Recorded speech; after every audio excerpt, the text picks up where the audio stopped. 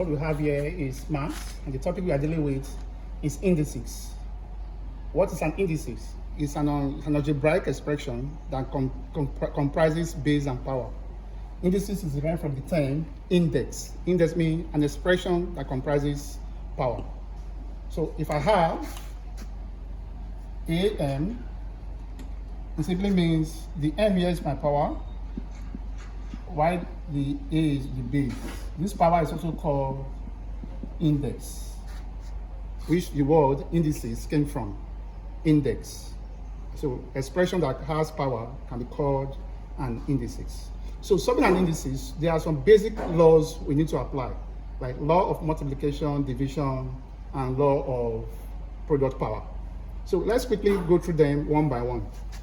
For law of multiplication, we have a raised to the power m times a raised to the power n. What does this law say? If you have two equal bases multiplying themselves, the law says classify the two bases as a single base while you add the two powers. It becomes m plus n. We also have law of division. I have a raised to the power m divided by a raised to the power n. This dividing an indices dividing another indices with equal base. What the law says, classify the two bases as one while you subtract the powers. This one becomes a. I'm taking these two bases as one now. Then while subtracting the powers, n minus n. The law of product power, if I have a base and power to another power. In this case, this is a power, this is a power. This power should multiply this power. This I'm having a m times n, which is giving us a m n. What happens with a common power? Two bases with a common power. So in this case, the power should come on top of each. The power is governing both variables inside. So this will give us a raised to the power m, b raised to the power n. So the power should come on top of this and also on top of this, because the m is governing what I have in the bracket. So these are the basic principles or laws you need to apply when you want to deal with a question like this. So with that, let's solve our question. So if you look at the expression here, it's synonymous to these two expressions. This expression we have, the first expression is synonymous to these two. So if I apply these two concepts, I'm going to have 2n raised to the power 3, n raised to the power 4 divided by minus 3 n raised to the power 5 2 dividing 4m squared n raised to the power 2 over 9 is equals to mx plus y over nx minus y.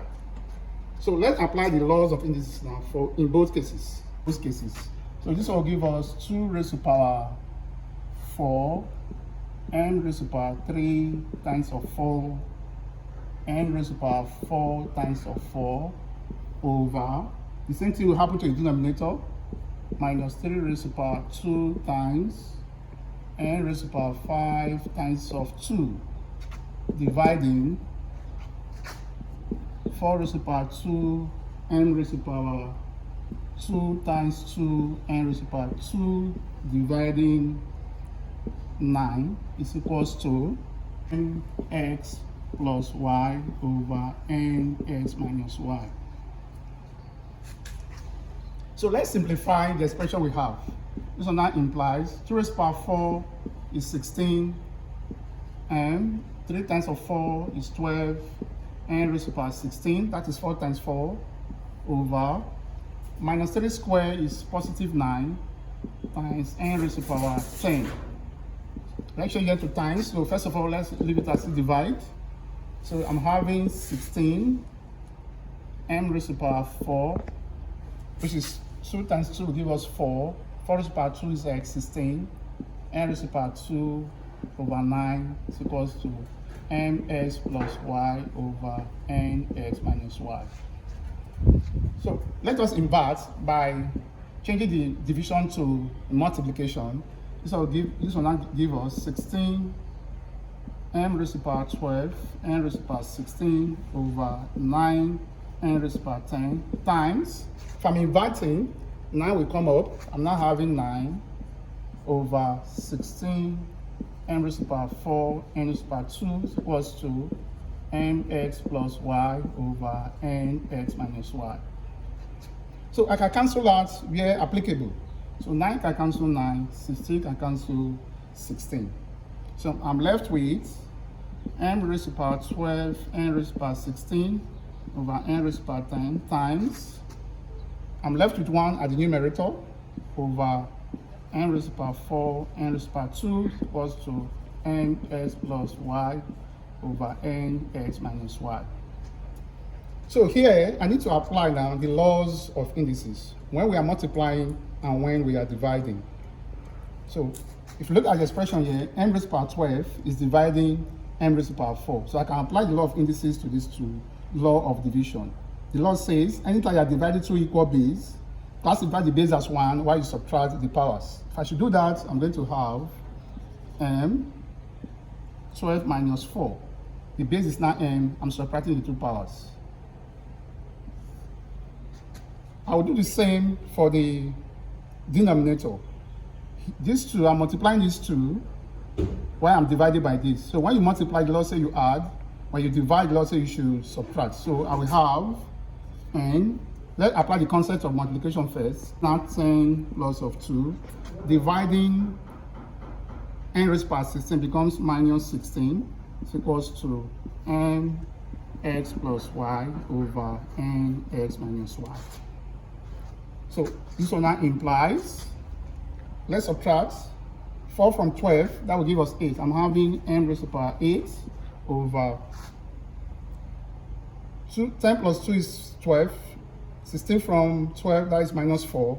I'm having n raised to the power minus 4 is equals to nx plus y over nx minus y.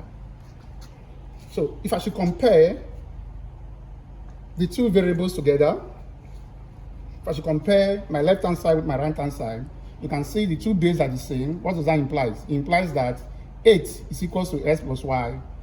The same thing happens in the denominator. The two bases are equal. It implies that x minus y equals to minus 4. Compare the variables now. Numerator to numerator, denominator to denominator. For the numerator, I'm having nx plus y is equals to n raised to the power 8. So since the bases are equal, this one now implies that x plus y is equals to 8. Let's call it equation 1. So the same thing is also applicable to the denominator. The bases are the same. I'm having n x minus y equals to n minus 4. If I compare the two bases are the same, therefore we are having x minus y equals to minus 4. So the question says we should form a pair of simultaneous equations in x and y, and hence find the values of x and y. So go back to the expression. We see we have equation 1 as x plus y as 8, equation 2 x minus y as minus 4. So we form the pair of the simultaneous equation. The question also demands further we should find the values of x and y. So to do so, either I solve by elimination method or by substitution method.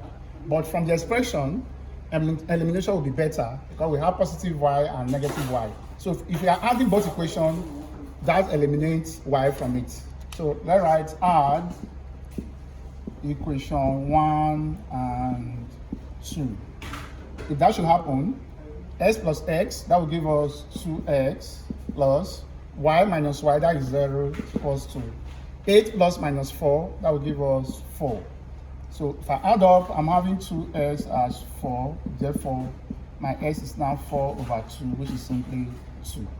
So to find y, I will substitute x into equation 1 or equation 2. It's my decision to make. So let's make reference to any of them. From 1, x plus y is equals to 8. For x equals to 2. So anytime I see x, I should put 2. I'm having 2 plus y is equals to 8.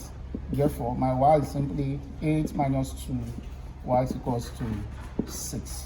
So at the end of the day, we are having x as 2 and y as 6. So if you like what you are watching, please subscribe, press the notification bell, and share the video. Thank you.